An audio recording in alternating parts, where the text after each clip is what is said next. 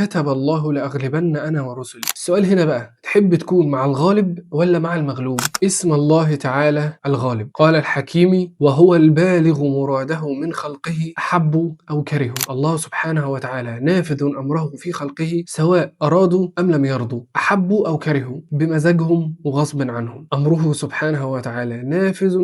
ودي فيها إشارة إلى كمال القدرة والحكمة، وإنه سبحانه وتعالى لا يخدع ولا يقهر. قول لا إله إلا الله كده بس قولها من قلبك. كتب الله لأغلبن أنا ورسلي. يقول ابن كثير: قد حكم الله وكتب في كتابه الأول وقدره الذي لا يخالف ولا يمانع ولا يبدل بأن النصرة له ولكتابه ولرسله وعباده المؤمنين في الدنيا وفي الآخرة، وأن العاقبة للمتقين. والله إحنا في أيام صعبة، الواحد خايف يصحى الصبح يلاقي الشمس طالعة من مغربها وتغلق أبواب التوبة. خلاص هنعمل إيه؟ والله مصيبة. طب بذمتك بالله عليك في الوقت ده تحب تكون مع الله الغالب ولا مع المغلوب؟ في نهاية الأمر تحب تكون مع من قال لأغلبن أنا ورسلي، ولا مع من قيل فيهم لأغلبنهم أنا ورسلي؟ تحب تكون مع مين؟ فوق بالله عليك، مش وقت تفكير. كتب الله لأغلبن أنا ورسلي إن الله قوي عزيز. يقول الطبري: قضى الله وخط في أم الكتاب لأغلبن أنا ورسلي من حادني وشاقني. النصر والغلبة جاية على من شاقه وعاداه سبحانه وتعالى. كنا لسه بنتكلم في فيديو سابق في سورة العلق لما حكينا موقف أبو جهل لما حلف إن هو مش هيسمح لسيدنا محمد إن هو يصلي عند الكعبة، وحلف وقال لو عمل كده تاني قدامه هروح أدوس على رقبته برجلي. جه سيدنا محمد عشان يصلي، قام ده خدته الجلالة واستنى رسول الله عشان يسجد، وقام طلع جري عشان يدوس على رقبته برجله زي ما حلف. هو بس راح من هنا المشركين لقوه راجع جري مرعوب مفزوع. ايه مالك؟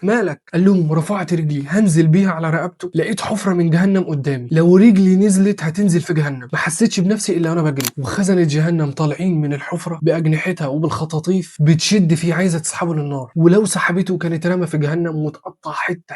حسيت دلوقتي باسم الله الغالب، حسيت دلوقتي بآية كلا لئن لم ينتهي لنسفعا بالناصية. شفت وعيد ربك عز وجل ليه؟ لو مسكتش هنجره من راسه زي ما البهايم بتتجر وهنرميه في جهنم. كتب الله لأغلبن. انسى، الموضوع منتهي. حتى لو غرتك شوية خسارة في الأول ده للبلاء فقط، لكن العاقبة كلها دائما وأبدا لله ورسله وللمؤمنين.